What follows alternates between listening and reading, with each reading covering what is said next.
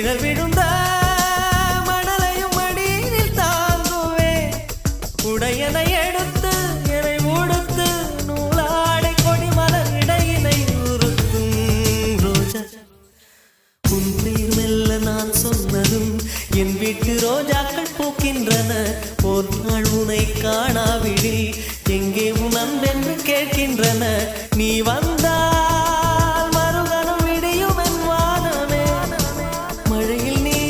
நனைகையில் எனக்கு காய்ச்சல் வரும் வெயிலில்